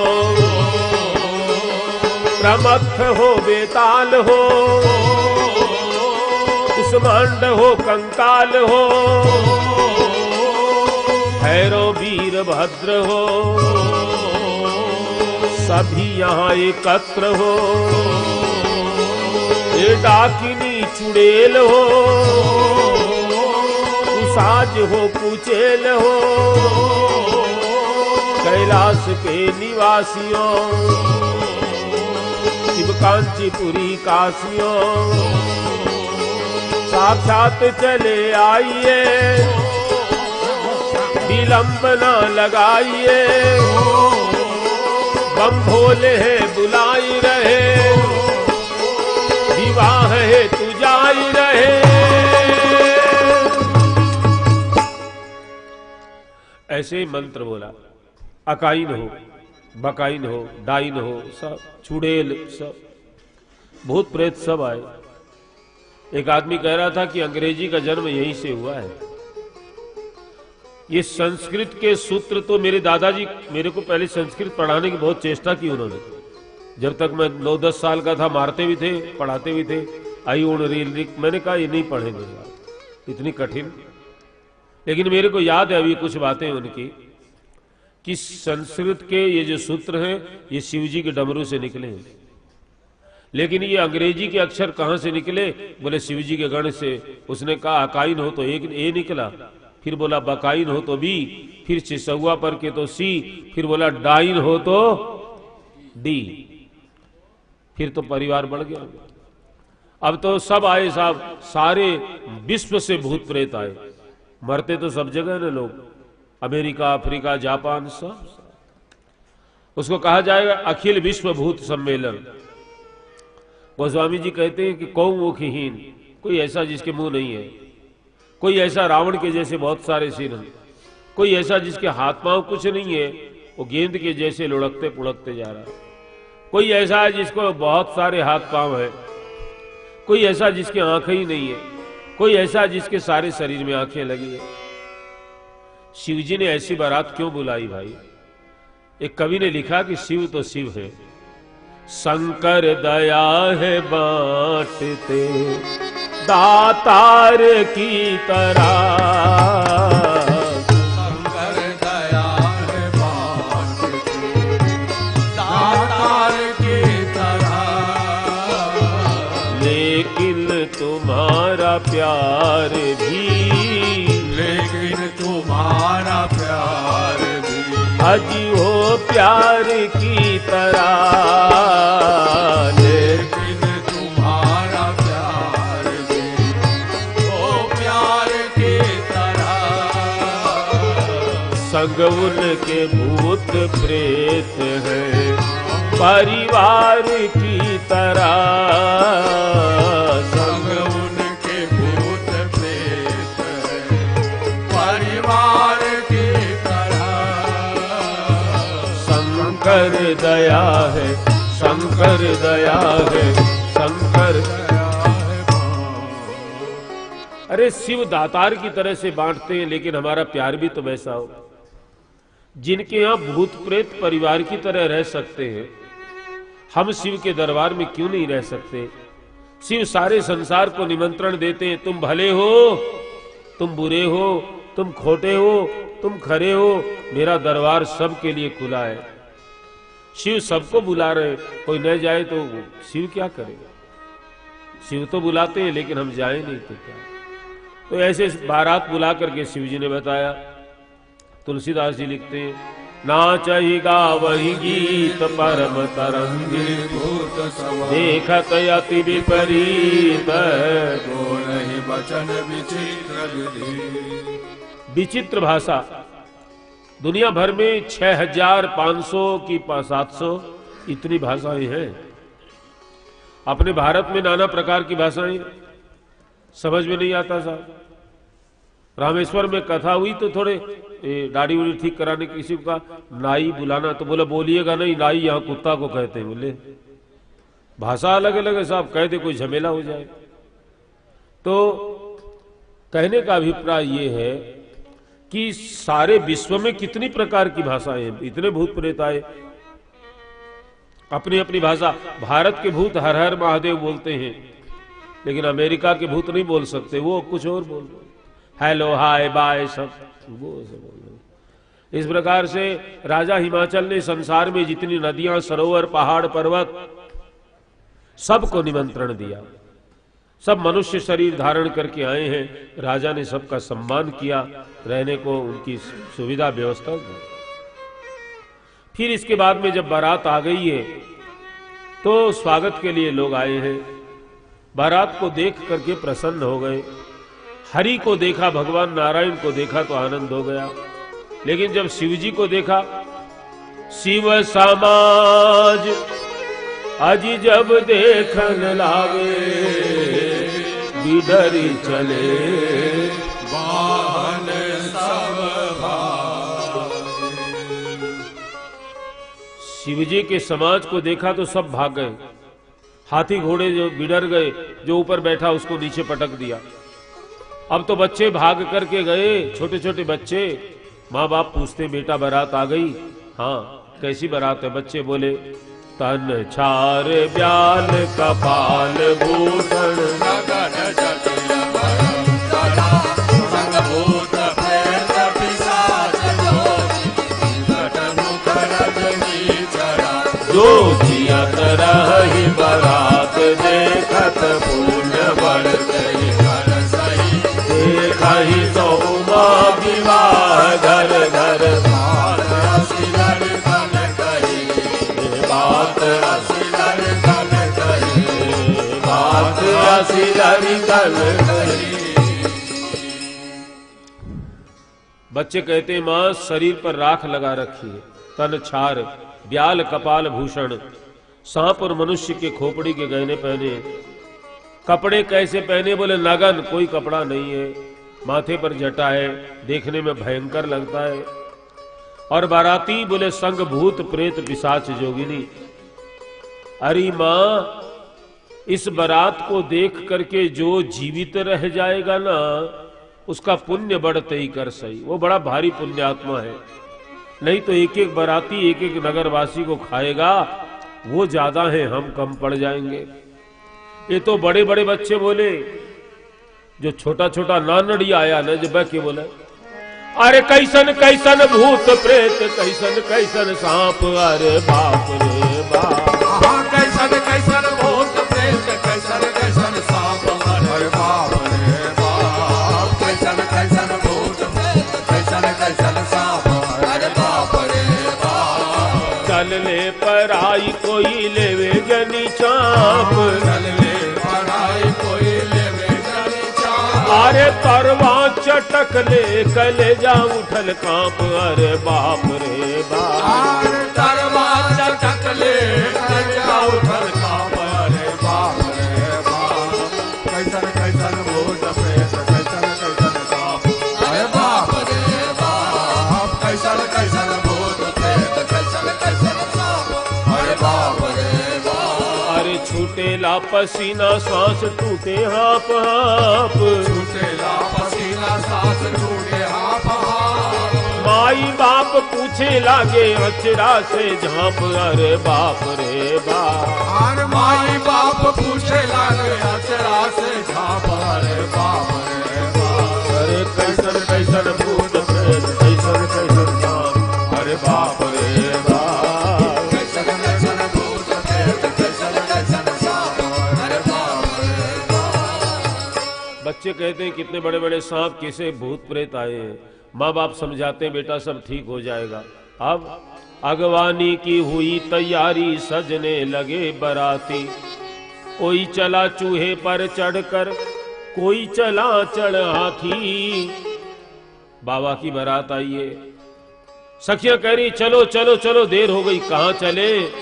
चालो हे सखियां चाला, हिमाचल के द्वार बोलो ये सखियां चाला, हिमाचल के द्वारे गोरा बाई गोविंद निरख सा, गोरो है या कालो राज। गोरा बाई गोविंद निरख सा, गोरो है या कालो राज। ये चालो ये सखियां चाला, हिमाचल के द्वारे राज चालो।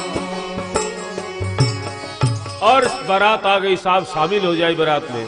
ये आई शिव जी की बरतिया हिमाचल नगरी।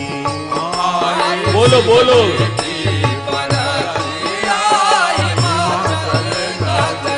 अरे आई बाबा की ये बरतिया हिमाचल नगरी। आई बाबा की बरतिया हिमाचल नगरी। ये हिमाचल नगरी जी, हिमाचल नगरी। हिमाचल नगरी, हिमाचल नगरी। अरे आइले शिव जी की बरतिया हिमाचल नगरी। आए शिव जी की बरतिया हिमाचल नगरी। आए बाबा की बरतिया हिमाचल नगरी। ए पूर्वासी सब देखन धाये, कैसी आई बारात। पूर्वासी सब देखन आए, कैसी आई बारात। हर कौन कौन से आए देवता, कैसी है जमात। कौन कौन से आए देवता, कैसी है जमात। अरे कैसी भोला की सुरतिया हिमाचल नगरी। कैसी भोला की सुरतिया हिमाचल नगरी। ये आई शिव जी की बरतिया हिमाचल नगरी। आए शिव जी की बरतिया हिमाचल नगरी। अब बारात आइए। माता मैना आरती सजा करके द्वार पर खड़ी है। सखियां गीत गा रही है। कहते सबसे पहले ब्रह्मा जी का समाज आया है साहब। तो सखियां कहने लगी दूल्हा तो बूढ़ा है, दाढ़ी सफेद हो गई। एक सखी बोली बूढ़ा है तो क्या हुआ, तेज तो देखो। तो पूछा ब्रह्मा जी से, आरती करने लगी सासू। ब्रह्मा जी बोले मैं दूल्हा नहीं हूं, मैं तो फेरे कराने आया हूं, दूल्हा तो पीछे आ रहा है। फिर इंद्र आया, हाथी पर बैठा है, चंवर डुला रहे, छत्र लगा है। सोचा ये पक्का दूल्हा है। पूछा आप दूल्हे महाराज हो? इंद्र बोला नहीं नहीं, मैं तो दूल्हे का नौकर हूं। सखियां आश्चर्य में बोले नौकर हाथी पर? बोले हाँ। क्या काम करते हो दूल्हे के वहां? इंद्र बोला आई एम वाटरमैन, जल संसाधन विकास मंत्री। दूल्हे के यहाँ जितना वाटर लगता है वो मेरी ड्यूटी है। अच्छा, इंद्र का, कुबेर का, सब का। फिर भगवान नारायण आए तो बोला ये छोटा सा छैल छबीला ये पक्का दूल्हा। आप दूल्हे? बोले नहीं नहीं, मैं तो दूल्हे का साथी। अच्छा। मैना पार्वती जी की माता खुश हो गई, बेटी तेरा भाग्य कितना बड़ा है, तेरे बाराती कितने सुंदर आए, दूल्हा कितना। पार्वती जी बोली तो नहीं, मन में सोचती है मां पहले जमाई को देख तो ले। इस कारण से अपने राजस्थान में पहले की माताएं इस समय गीत गाती थी, मेरे को याद है, एक लाइन है, सासू निरख जमाई पीछे देगी ओले। हे सासू पहले अपने जवाई को देख तो ले, बाद में उलैना दे। तो एक आदमी, एक शंकर जी का गण आया, बाबा बाबा आफत हो गई। शंकर जी बोले शादी हुई भी नहीं, आफत पहले से। शादी के बाद में आफत हो तो समझ में आता है, पहले क्या आफत है? अरे बाबा आपकी सासू है ना। शंकर जी बोले सासू कोई खाने की चीज होती है क्या? शिव को क्या पता सासू क्या, व्यवहारिक ज्ञान क्या साहब। अरे पार्वती जी को जानते हैं कि नहीं जिनसे विवाह करने आए? बोले हाँ उनकी माँ है, आपकी सासू लगती है। अच्छा, गीत गा रही है। शंकर जी बोले तेरे को क्या परेशानी है, सखियां भी साथ में है। अच्छा है। अरे वो कहती है दूल्हा घोड़े पर बैठा, आप बैल पर बैठे हो। शंकर जी बोले चलेगा, काहे पर बैठे? तो कहा कि वो कहती है बर ने लगाम पकड़ रखी, आपने लगाम नहीं रखी। शिव बोले लगाम जरूरी है क्या? बोले गीत में गाई जाती है। तो शंकर जी बोले अब इसको धर्म को लगाम लगाएं कैसे? बहुत समझने की बात मेरे भाई बहन, आज व्यक्ति धर्म पर ही लगाम लगा। आप ईमानदारी से सोचिएगा, मैंने ये सब देखा है तब बोलता हूं। घर में व्यापार में थोड़ी कमी आ गई, घाटा लगने लगा, परिवार के लोग बैठते हैं, क्या कहते हैं, खर्चा कम करो, लिस्ट बनाते कौन कौन सा खर्चा कम करने का है। ये पंडित जी पाठ करने आते हैं ना, पाठ बंद करा दो, बाद में ठीक ठाक होगा फिर शुरू करा लें। अगरबत्ती जो बहुत बढ़िया लाते हैं वो थोड़ी कम के लिए आओ ना, भगवान को क्या। प्रसाद जो भगवान को बादाम की बर्फी चढ़ाते हो ना, वो मखाने बतासे चढ़ा दो, भगवान तो इतने में राजी। सबसे पहले धर्म पर ही लगाम लगाते हैं, अपने ऐसा आराम पर लगाम नहीं लगाएंगे। शिव कहते हैं धर्म को लगाम मत दो, धर्म को स्वतंत्र रहने दो। जब से समाज धर्म को बांधने लगा है तब से परेशानी में पड़ने लगा। अरे साहब लक्ष्मी चली जाए क्या, धर्म हमारे पास है। वो कहते ने सत्य से बंद करके लक्ष्मी फिर आ जाए। धर्म चला गया तो क्या करोगे फिर लक्ष्मी आएगी क्या? धर्म में तो शक्ति है। धर्म कौन है? रामचरितमानस में राम जी से सुनिए, धर्म न दूसर सत्य समाना, आगम निगम ये पुराण। देखो भाई, सत्य के बराबर कोई धर्म नहीं है। मैं प्रार्थना करूं आपसे, बिना मतलब झूठ तो मत बोला कर। मैंने देखा है अच्छे अच्छे लोग झूठ बोलते हैं साहब, और बिना मतलब का झूठ बोलते हैं जिससे आपको कोई फायदा नहीं। ये स्वभाव पड़ गया, कई आदमियों के खून में झूठ आ गया, बोलते बोलते फायदा नहीं है। मैं याद करूं स्वामी जी महाराज शरणानंद जी को, स्वामी शरणानंद जी वृंदावन वाले, प्रज्ञा चक्षु साहब, वो एक बात कहते थे, मेरे मन के तो भीतर तक वो बात जम गई, बैठ नहीं गई, जम गई है साहब। आपको अच्छी लगे तो नोट कर लेंगे। मैं तो प्रसाद, ये बात शरणानंद जी की है, मैं तो केवल प्रसाद बांटता हूं। जितनी सत्य तुम्हारी रक्षा करेगा उतनी रक्षा संसार में कोई नहीं कर सकता। मां नहीं कर सकती, बाप नहीं कर सकता, बेटा नहीं कर सकता, पैसा नहीं कर सकता। सत्य रक्षा करेगा, क्योंकि सत्य नारायण है। आप सत्य के करीब रह करके देखो, कितनी शांति, कितनी लक्ष्मी। लक्ष्मी आगे पीछे चलती है साहब। हम सत्यवादी हरिश्चंद्र तो नहीं है, लेकिन रामायण जी के साक्षी में बैठे साहब, बहुत असत्य का प्रयोग करना पड़ता तो दुख होता है बहुत, कि ऐसा क्यों, ऐसा भगवान ऐसा अवसर दिया कि असत्य बोलने से कोई सत्य बोल देंगे तो बहुत बड़ा भारी कोई उत्पात हो जाएगा। तो क्या करें, सांसारिक पारिवारिक की स्थिति, लेकिन बोलना नहीं चाहते। और कई लोगों के तो खून में ही आ गया साहब, वो तो मंदिर में रहेंगे तो भी बोलेंगे, कथा में रहेंगे तो भी बोलेंगे, हमसे भी बोलेंगे साहब। लेकिन मैंने अभी थोड़ी देर पहले कहा ना, मेरे पास वो पकड़ने की मशीन है, थोड़ी देर में पता लगा लेता हूं ये आदमी इतना पानी। तो मेरे भाई बहन, सत्य ही धर्म है, उसको लगाम, सत्य को बांधो मत, सत्य को स्वतंत्र रहने दो, क्योंकि सत्य नारायण है और नारायण ही सत्य है। नारायण नारायण बोलो, बहुत अच्छी बात है, लेकिन सत्य को स्वीकार करो, ये है नारायण।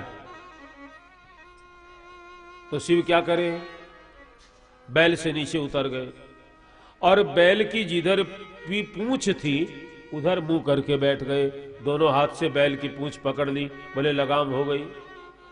अरे बाबा ऐसे कैसे चलोगे? शंकर जी बोले ऐसे ही चलेंगे। और इसमें भी संसार को एक उपदेश दिया, अरे भैया तुम धर्म को पूरा न भी पकड़ सको, तुम धर्म की केवल पूंछ भी पकड़ लोगे तो भी धर्म तुमको तार देगा साहब। केवल पूंछ पकड़ लो, धर्म में शक्ति है, वो तुमको खींच करके पार कर देगा। गाय का दान करते हैं तो पूंछ पकड़ के ना, इस प्रकार से शिव उल्टे बैठे हैं और आए हैं ना।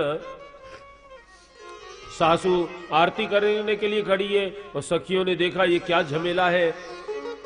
सासू बोली हटाओ ये कौन है? एक गण बोला ये दूल्हे महाराज है। अब सखियां तो दुखी हो गई, पार्वती जी से कहने लगी, सब नारी करे तकरार गौरी जा, यो बर कुण ढूंढो। सब नारी करे तकरार गौरी जा, यो बर कुण ढूंढो। सब नारी करे तकरार। एक हाथ से डमरू बजावे, दूजे हाथ सखी मक्खियां उड़ावे। एक हाथ से डमरू बजावे, दूजे हाथ से मक्खियां उड़ावे। इन संग गौरा तू मत ले फेरा, इन संग गौरा तो मत ले फेरा। बोले यो बर है भूंडो, सब नारी करे तकरार गौरी जा, यो बर कुण ढूंढो। सब नारी करे तकरार। सब नारियां सखियां तकरार करने लगी, ऐसा बर किसने ढूंढा? सासू आरती उठाती है, सांप ने फुफकार मारी है, आरती नीचे गिर गई है, सखियां भाग गई, सासू चली गई है, शंकर जी अकेले खड़े हैं। अपमान हो गया है। शिव जीवों को शिक्षा दे रहे हैं, शादी करने का ना तो अपमान सहने का हो तो शादी करो। यदि अपमान सहने की शक्ति नहीं है तो शादी मत करो। शादी के बाद में अपमान ही अपमान है, मान मून कुछ नहीं है साहब। शादी नहीं की बाबा जी लोगों का, जहां जाए वहां महाराज जी, गुरु जी, स्वामी जी साहब। शादी के बाद तो सब अपमान है, कितना ही कर दो अपमान ही अपमान है। इस प्रकार से शिव शिक्षा दे रहे हैं जीवों को, करना न करना सबकी अपनी मर्जी है। फिर भगवान विष्णु को मजाक सूझी, आकर के शंकर जी से बोले आपका अपमान हो गया। कोई कोई लोग होते हैं आपके आसपास परिवार में, संसार में आपको देखने को मिलते होंगे, अपमान को कई लोग सह लेते हैं। वो सह लेते हैं तो दूसरे लोग उनको उकसा देते हैं। कहा कि आपका अपमान हो गया। शंकर जी बोले ससुराल मेरा, अपमान मेरा, आपको क्या तकलीफ है? अरे बोले सासू ने अपमान कर दिया। शंकर जी बोले आपको पता नहीं है, अलग अलग सब देश के विधि विधान अरुगी, जैसी थी वैसी कर गई सासू हमारी। अलग अलग देश के विधि विधान रीत गीत अलग अलग होते हैं, मेरी सासू कर गई ऐसी होती। बोले थाली पटक दी, बोले यहां थाली पटक करे आरती होती होगी साहब, पता नहीं उसका नहीं। अलग अलग साहब हम तो घूमते हैं ना। हम पहले बहुत दिन पहले जब कथा कर रहे थे, मध्य प्रदेश में गए, छिंदवाड़ा एक जगह है, तो वहां भोजन करने बैठे तो सबसे पहले थाली में पापड़ दे दिए। अब आप लोग सोचिए मैं तो, मेरा दिमाग वो हो गया कि बस अब पापड़ मिल गया, इसका मतलब यहां और कुछ। अपने राजस्थानी क्या प्राय प्राय भारत में ऐसा है, पापड़ को गेट पास कहते हैं, पापड़ लिया पापड़ आ जाए, इसका मतलब और कुछ मांगने का नहीं, खाने का नहीं। लेकिन वो फिर बाद में रोटी सब्जी सब बाद में, मीठा बाद में। अपने राजस्थान वाले मीठे पर पहले टूटते हैं और बंगाल में मीठा लास्ट में देते हैं। बोलो अलग अलग वो है। बाद में तो पता चल गया, वो लोग बोले कि स्वामी जी हमारे यहाँ पापड़ पहले देते हैं। बोले ऐसा क्या? तो मेरे भाई बहन रीति रिवाज सब के अलग अलग अपने। तो शंकर जी बोले कोई फर्क नहीं पड़ने का। पार्वती जी की माता बेटी को गोद में लेकर के रोने लगी है। कस कीन बर बौरा है तुम्हारी सुंदर गई जो पर गई सुर सर सोबर बस बबूरई जा गई तुम सहित गिरते गिरो पावत जगलो जल निज महु परो घर जाओ अपजस हो जग जीवत विवाह न हो करो जीवत विवाह न हो करो। ये बेचारे ब्रह्मा जी को सब दोष देते हैं। कस कीन बर बौराह विधि, हे ब्रह्मा मेरी बेटी के पति को तुमने बावला क्यों बनाया? जिस विधाता ने तेरे को इतनी सुंदर बनाई, जो फल कल्प वृक्ष में लगना चाहिए था, बूढ़े विधाता ने बबूल के वृक्ष में लगा दिया है। मां रो रही है, बेटी मैं तेरे को गोद में लेकर पहाड़ से गिर जाऊंगी, आग में जल जाऊंगी, समुद्र में डूब जाऊंगी, पर इस पागल के साथ तेरा विवाह नहीं करूंगी। पार्वती जी मां को समझाती है, मां जनि लेहु मातु कलंक करुणा परिहरहु अवसर। ऐ मां तू माथे पर कलंक न ले, मेरे भाग्य में जो लिखा है दुख सुख में जहां जाऊंगी वहीं मिलेगा। अपने मारवाड़ी भाषा में एक भजन है ना, बहुत अच्छा लगता है। कई लोग शादी हो जाती है तो बेटियां कोसती रहती है माँ बाप को, मेरे माँ बाप इतने बुरे। हम रामदेव जी का गाते थे ना, वो पहले कथा गाते, अच्छा लगता था। तो रामदेव जी की बहन सुगना है, वो है ना, जब उसको विवाह में बुलाने का वो नहीं हुआ तो अपनी माँ को क्या कहती है, ए माता जी थाने कालो नाग खाज।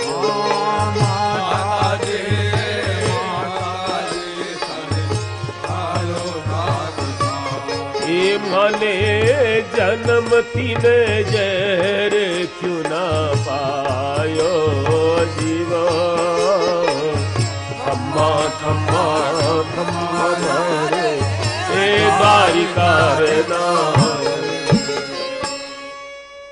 मां तेरे को काला नाग खा गया होता ना तो अच्छा है, मेरा जन्म नहीं होता।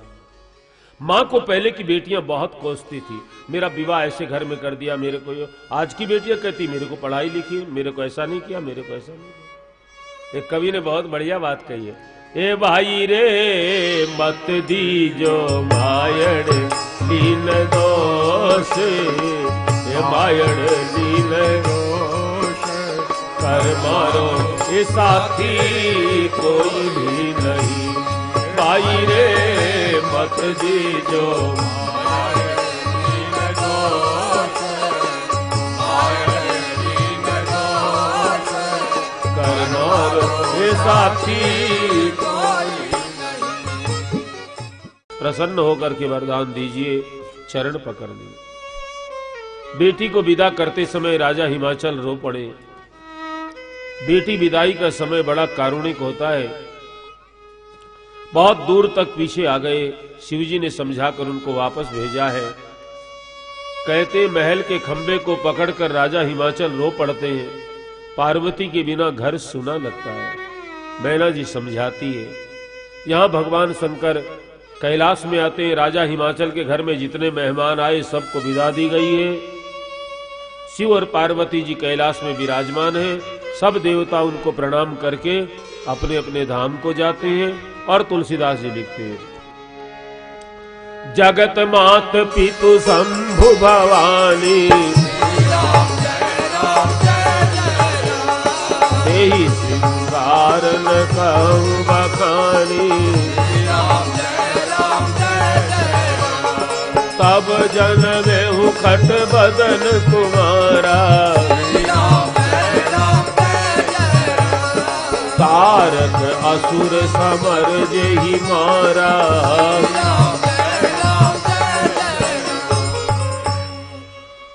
तुलसीदास जी कहते हैं भगवान शिव और माता पार्वती जगत के माता पिता है। मैं उनके श्रृंगार का वर्णन कैसे कर सकता हूं। बहुत काल बीत गया, तब पार्वती जी ने एक पुत्र को जन्म दिया जिसका नाम स्वामी कार्तिकेय। तारकासुर राक्षस को जिसने मार दिया है, संक्षेप में परिचय दिया है। तुलसीदास जी कहते हैं कार्तिक पुरुषार्थ है। जब सच्ची श्रद्धा और सच्चे विश्वास का मिलन होता है, दो पुत्रों का जन्म होता है, एक पुरुषार्थ यानी कार्तिक और एक ज्ञान यानी गणेश। आजकल हम लोग की श्रद्धा विश्वास से नहीं जुड़ती, स्वार्थ से जुड़ती है। इसलिए 100 पुत्रों का जन्म होता है, 2 नहीं 100। धृतराष्ट्र अंधा आदमी, उसके 100 पुत्र हैं। गांधारी ने पट्टी बांध ली है साहब आंखों पर। वो श्रद्धा नहीं है, स्वार्थ से शादी हुई है, उसका परिणाम ऐसा है। यहां तो पार्वती जी साक्षात श्रद्धा है। शिव चरित्र को विराम देते हुए गोस्वामी जी कहते हैं, यह उमा शंभु विवाह कल्याण काज विवाह मंगल सर्वदा सुख पावै, सर्वदा सुख पावै। भगवान शंकर के विवाह की कथा जो कहेगा, सुनेगा और गाएगा, उसके घर में कल्याण के काम होंगे। कोई विवाह शादी काम अटका होगा तो भगवान की कृपा से पूरा हो जाए, ऐसा आशीर्वाद देते हुए कहते हैं, चरित सिंधु गिरिजा रमण वेदन भर नहीं तुलसी दास। अरे भैया, शिव जी का चरित्र अपार सागर है, वेद जिसका पार नहीं पाते, मैं मतिमंद गांव का रहने वाला गवार कैसे पार पाऊं। तुलसीदास जी कहते हैं, फिर उसके बाद 2 पुत्रों का जन्म होने के बाद गृहस्थी को कैसे जीवन करना चाहिए, चलाना चाहिए। एक बार भगवान शंकर बहुत प्रसन्न बैठे हैं, अपने हाथ से अपना आसन बिछाते हैं। पार्वती जी देखती है शिव को। पार्वती भले अवसर जानी, पत्नी को पति से कुछ कहना है, कुछ मांगना है, कुछ इच्छा पूरी करनी है, किस समय बोलना चाहिए, पार्वती जी संसार की नारियों को सिखाती। पार्वती भाला अवसर, आज मेरे पति बहुत प्रसन्न है। जब पति टेंशन से है, टेंशन में है, चाहे व्यापार के कारण चाहे परिवार के कारण, उस समय पत्नी यदि शिकायत सुनाती है तो पति का जीवन नरक हो जाता है। पति परेशानी में पड़ जाता है, कई प्रकार की बीमारियां लग जाती है दिमाग में। इसलिए समझदार नारी को चाहिए अपनी बात तब रखे जब पति का चित्त प्रसन्न हो। पार्वती भाला अवसर जानी, शिव जी के पास आती है। गई शंभु पई मात भवानी, शिव ने बड़ा आदर किया है। बाम भाग आसन हर दीना, बाईं ओर बैठने को जगह दी है। पार्वती जी बैठ गई है। पिछले जन्म की बातें याद आई है। पार्वती जी शिव जी से कहती है, आप क्रोध न करना, पिछले बार आपने बहुत समझाया, मैं नहीं समझी। 100 फल भली भांति हम पावा, वो फल अब मैंने पा लिया। अब मैं आपसे राम कथा पूछती हूं, आप मेरे को राम कथा सुनाइए। बहुत सारे प्रश्न किए पार्वती जी। फिर इसके बाद में शिव जी जवाब देने लगे। बहुत प्रसन्न हो गए भोलेनाथ और ध्यान करने लगे। किसका ध्यान करते हैं? मंगल भवन अमंगल हारी, श्री राम जय राम जय जय राम। सबहु सो दशरथ अजीर बिहारी, श्री राम जय राम जय जय राम। हे बंधु बाल रूप सोई राम। श्री राम जय राम जय जय राम। सब सिद्धि सुलभ जपत जिसु नाम।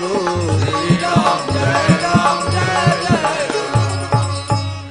जो मंगल के भवन है, अमंगल का हरण करने वाले हैं, द्रवहु सो मेरे ऊपर द्रवित हो जाएं। कौन? दशरथ के आंगन में विहार करने वाले। बंदऊ बाल रूप सोई रामू, राम जी का बाल रूप को प्रणाम करते। इसके ध्यान से, इनको प्रणाम करने से सब सिद्धि सुलभ, सारी सिद्धियां सुलभ हो जाती है। कौन है बाल रूप? सोई रामू। सोई कौन? सोई। तब शंकर जी पहले ही बोल चुके, झूठे हूं सत्य जाहि बिनु जाने, जिमि भुजंग बिनु रज पहचान। ये संसार झूठा है मेरे भाई बहन, लेकिन हमको सच्चा लगता है। बिल्कुल झूठा है, हमको सच्चा लगता है। क्यों? बोले जाहि बिनु जाने। किसको बिना जाने? सोई। सोई कृपालु भगवान। और उसको जानने से क्या होता है? जे ही जाने जग जाई हेराई, जागे जथा सपन ब्रह्म जाई। उस परमात्मा राम को ठीक से जानने से भ्रम टूट जाता है। जैसे जागने से सपना टूट जाता है, वैसे जगत छोड़ना नहीं पड़ता है। जगत को छोड़ना कठिन है, लेकिन भगवान को जान जाओगे ना, तो जगत अपने आप छूट जाएगा। बंदो बाल रूप सोई, वही है राम। आपको देखने में लगता बाल रूप है, लेकिन अनंत कोटि ब्रह्मांड नायक परात्पर पुरुषोत्तम परम पिता परमेश्वर प्रभु राम। ध्यान किया है, मगन ध्यान रस। आशा ध्यान का एक रस है भोले बाबा के पास। इस संसार में खाने का रस, पाने का रस, पैसे का रस, परिवार के प्रेम का रस, लेकिन एक ध्यान का रस है। वो सूखा ध्यान नहीं, निर्गुण निराकार का खाक ध्यान। कई लोग, हम तो खाली निर्गुण का ध्यान करते, कुछ है ही नहीं तो क्या खाक ध्यान करोगे? अरे साहब, सगुण साकार का ध्यान, शिव ध्यान करते, मगन डूब गए। ध्यान रस दंड जुग दो दंड डूबे। लेकिन पुनि मन बाहर कीन, अपने मन को खींच करके बाहर निकाला है। क्यों? डूब जाएंगे तो कथा कैसे कहेंगे? इसलिए कथा कहना तो बहिर्मुख होना पड़ेगा। बाहर मन को खींचा, राम जी को प्रणाम किया। करि प्रणाम राम ही त्रिपुरारी, सुधा समझिरा उचारी। धन्य धन्य गिरिराज कुमारी, तुम समान नहीं को उपकारी।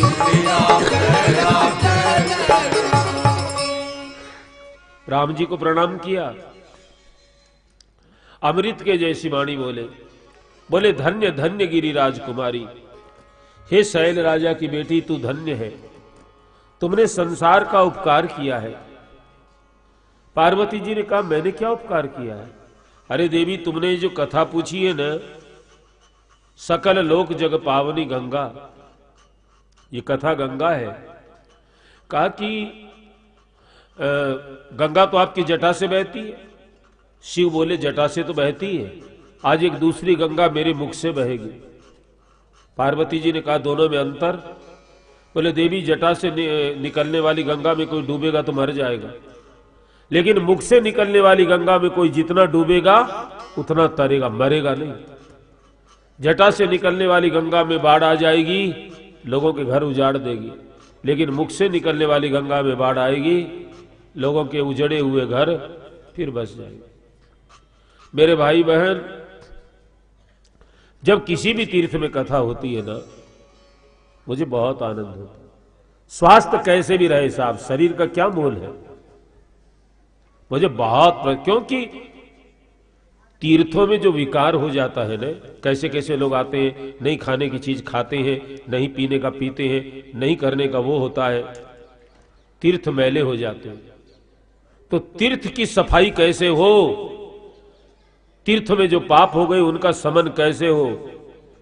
तो शास्त्रों संतों का मानना है जब वहां भगवान का नाम कीर्तन होता है, जब भगवान की कथा होती है, तो तीर्थ को शांति मिलती है, तीर्थ को विश्राम मिलता है। साहब हम एक पंच भौतिक शरीर से पुष्कर राज को आनंद करा रहे हैं साहब, केवल आपको नहीं। और यहां कितनी चेतनाएं, कितने संतों ने शरीर छोड़ दिए लेकिन वो मस्ती में घूम रहे हैं साहब, वो सुन रहे हैं। मुझे प्रसन्नता है कि ये एक साधारण आदमी हम लोग और कितने लोग इस पुष्कर में इस कथा को सुनते होंगे। मेरा अपना विश्वास है साहब, बहस का मामला नहीं, जहां विश्वास काम करता है। आप ऐसा विश्वास करोगे आपको भी वैसा ही फल मिले।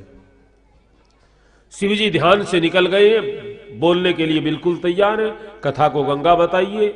ये कथा गंगा को भी पवित्र कर देती है। गंगा में जो लोगों के पाप ये आते हैं उसको ये कथा गंगा पवित्र करती है। आगे की कथा में हम लोग कल राम जन्म की कथा तक हनुमान जी की कृपा से हम लोग पहुंचेंगे, ऐसा अनुमान है। पक्का तो हनुमान जी जाने साहब क्या कहें। बोलिए सियावर रामचंद्र भगवान की जय, उमापति महादेव की जय, पवन सुत हनुमान की जय।